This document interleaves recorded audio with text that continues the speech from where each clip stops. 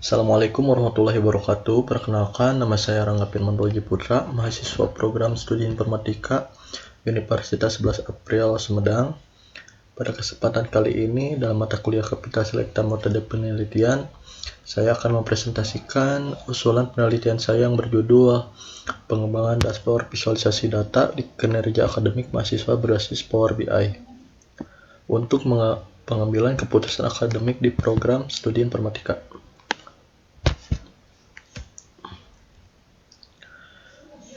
Kita masuk ke bagian pertama, latar belakang.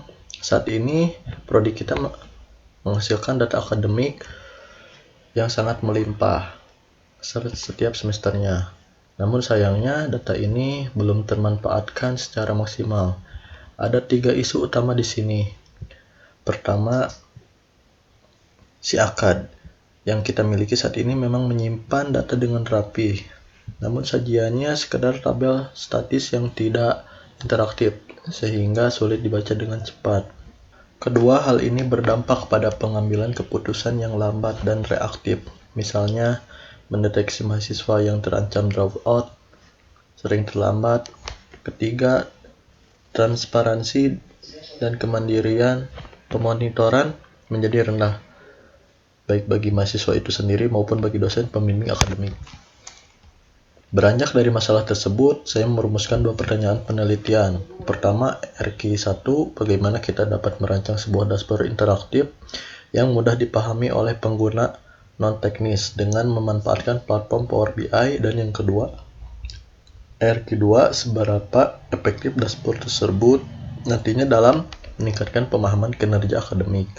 Oleh karena itu, tujuan penelitian ini adalah merancang prototipe dashboard yang memuat metrik penting seperti IPK, SKS, dan kehadiran, lalu mengukur tingkat efektivitas, efisiensi, serta daya gunanya menggunakan sistem usability scale.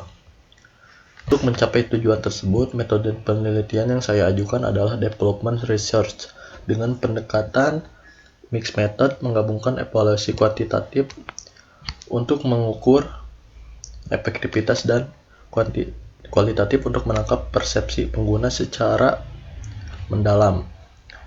Data akan dikumpulkan melalui kuesioner, wawancara, observasi, dan dokumentasi.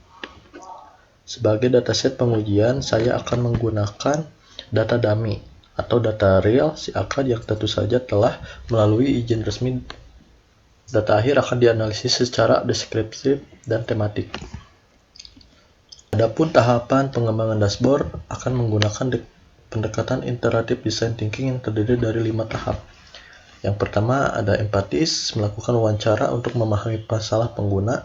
Kedua, define, merumuskan problem statement yang tajam. Ketiga, ideate, melakukan brainstorming, menentukan KPI dan desain visual.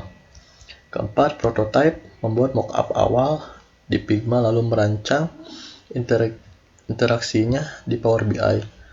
Kelima, tes, menguji coba usability prototype tersebut ke 20 hingga 30 pengguna perwakilan.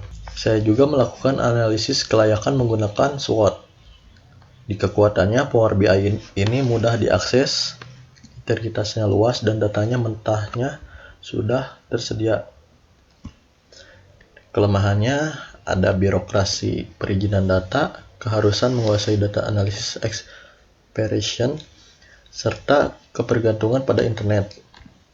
Program transformasi digital Kemendikbud dan tren educational analitik masa kini.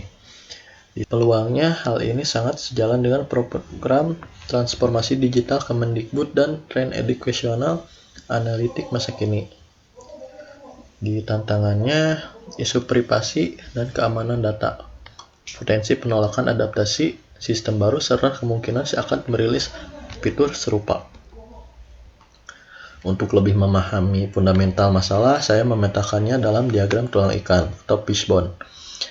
Rendahnya pemanfaatan data ini dipicu oleh 6 faktor utama. Dari sisi manusia, literasi data analitik masih kurang. Dari sisi metode, pelaporan masih mengandalkan rekap manual via Excel. Dari teknologi, seakan kita kekurangan modul visualisasi grafis. Secara data, sumbernya tersebar tanpa integrasi dari lingkungan masih adanya budaya pengambilan keputusan berdasar intuisi atau kebiasaan lama. Terakhir, soal pengukuran. Belum adanya standarisasi KPI akademik yang dipantau real time. Karena riset ini mengolah data akademik, isu etika sangatlah esensial. Saya menerapkan 3 prinsip etika utama. Pertama, privasi. Menjamin informed consent, identitas mahasiswa dianonimkan selama pengembangan, serta pembatasan akses dashboard melalui mekanisme role-based access. Kedua, aksesibilitas. Antarmuka didesain sedemikian rupa dengan kontras warna tinggi, ramah bagi pengguna awam maupun pengguna dengan masalah penglihatan warna. Ketiga, inklusivitas. Tersedia panduan manual bahasa Indonesia dan penyajian laporan dibuat secara agregat untuk mengkonsumsi publik yang lebih luas. Keberhasilan penelitian ini nantinya tidak akan bersifat subjektif, melainkan berpegang pada 4 kriteria evaluasi yang kuantitatif dan tegas. Pertama, efisiensi. Dashboard harus mampu memuat atau berpindah filter dalam waktu di bawah 5 detik. Kedua, efektivitas. Skor minimal kepuasan pengguna harus mencapai 4,0 dari skala 5,0. Daya guna. Evaluasi sistem usability scale ditargetkan mencapai skor 70 atau lebih, masuk dalam kategori standar. Akurasinya, tingkat pencocokan visual dengan database induk minimal 99%. Pengujian ini akan melibatkan 30 partisipan yang terdiri dari dosen, mahasiswa, dan pimpinan program studi. Sebagai kesimpulan, kerangka penelitian ini solid, menggabungkan mix method dan design thinking guna menelurkan dashboard analitik fungsional. Tantangan terbesar berpusat di data kelola data dan adaptasi teknologinya. Namun peluang inovasinya jauh lebih dominan. Sebagai saran untuk fase berikutnya, prototipe ini perlu didorong menuju tahap peluncuran terbatas. Evaluasi lanjutan perlu difokuskan pada korelasi penggunaan dashboard dengan angka peningkatan lulusan tepat waktu mahasiswa informatika. Berikut adalah daftar pustaka rujukan utama yang menjadi fondasi teori perancangan informasi, metodologi riset campuran, dan tata cara penghitungan SUS. Daftar pustaka selengkapnya berjumlah 18 referensi telah tercantum dalam laporan lengkap. Demikian presentasi dari saya. Mohon maaf bila ada salah kata. Wassalamualaikum warahmatullahi wabarakatuh.